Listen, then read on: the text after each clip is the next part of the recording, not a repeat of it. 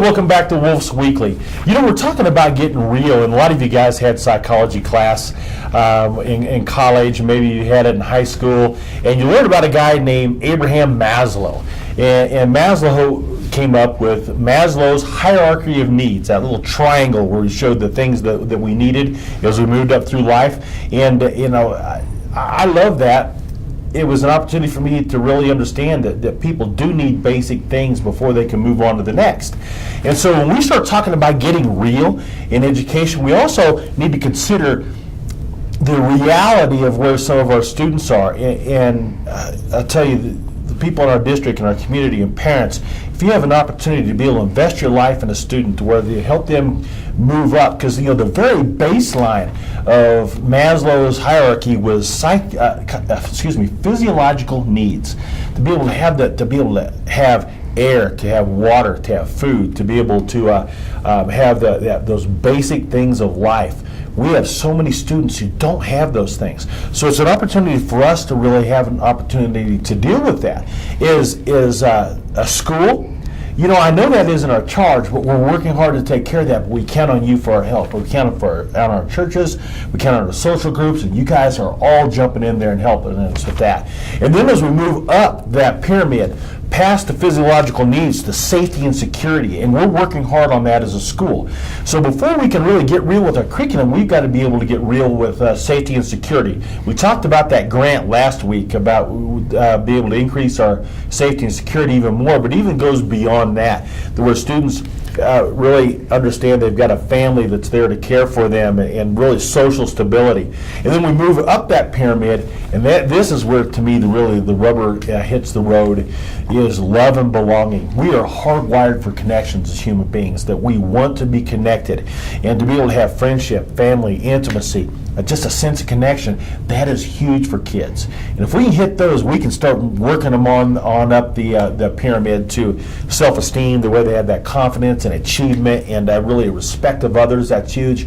And ultimately, those of you who had the psychology class, to self-actualization, to where they morality, the creativity, the spontaneity, the acceptance, where they really, life is going great. But for us to be able to get them there, to be able to have that joyful, spontaneous life with meaning and purpose, we've got to start somewhere, and we've got to make sure those things happen. So as educators, we're going to focus on that. As community, we're going to ask you to help us focus on those things and take care of those needs so we can get real in moving forward with our kids. Maslow was kind of interesting. It made me think of a quote by Nicholas Ferroni, who said, "Students who are loved at home come to school to learn, but students who aren't come to school to be loved."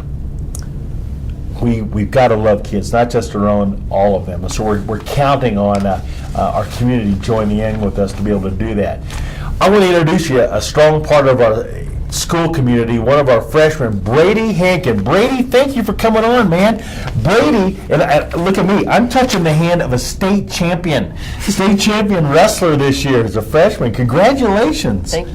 You made us so proud. Well, Brady, tell us a little about your journey in wrestling to get to this point where you're a state champion as a freshman in high school. I've wrestled for 10 years. It's just, every time I get in there, I work hard. It's hard work, and it's just not any hard work. It's focused on what you need to do, right? Yep.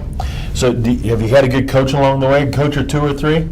Yeah, it's mostly about myself and my teammates, but I've had a couple good coaches. Yeah, you got to show you how to get out of some things, how to get into some things, don't they? Yep. Yeah, and it ultimately falls back on you, because those coaches aren't wrestling, are they? No. No, it's all about you. They can holler at you, but they're doing it. And so we're really proud of you. And Ashley, you live down the hill a little bit, down in Green Mountain Falls, is that correct? Yep. Yeah, down at that other district south of here. Manitou. Manitou. Yeah, whatever that is. But you come up here, and we're excited, and I know the teachers enjoy you. Are you enjoying school? Yeah, I like it a lot better here. Yeah, good deal. Why? It's a better school. Better school. People. Better, you enjoy it? Okay. Yeah. You guys put that. You got it. Okay. But also, your coach. Yeah, he's a good dude. You got an Olympic caliber guy, don't you? Yep. Yeah. We're real proud to have him and glad he's part of who we are. On that. So, what are your plans? You don't just wrestle during the season. This spring, how are you wrestling this spring? I'm doing a lot of off-season stuff. I get a lot of people from like around the state to get into one room and wrestle. So you're doing Greco-Roman and Freestyle. and that'll be throughout the summer? Yeah. And then right when school starts, it gets back into folk style again. All right. So what's your ultimate goal with wrestling? You know, Olympic champion, NCAA champion, Nice, whatever. nice. You hit Penn State and then go on from there. Yep. You know, Penn State will look at your grades. You understand that? I do understand. Okay, good deal. Okay, we got to get him going. Guys, Brady, I'm so proud of you, and thank you for tuning in to Wolf's Weekly. Hey, guys, I want to switch tone just a little bit. We had a tremendous loss in our family, in our Woodland Park family this last week. Young man that sits behind this camera every week, and he looks at me and he goes, like this, it's time to go, and then he usually rolls his eyes at me when I say stupid things and make fun of whatever, and we lost that young man, Jaden, this last week, and our heart goes out to the Hensley family and to the friends of Jaden, and he will be tremendously missed, and so this Wolf's Weekly, normally you see little Jaden's name float by at the end, and that'll be missed as well.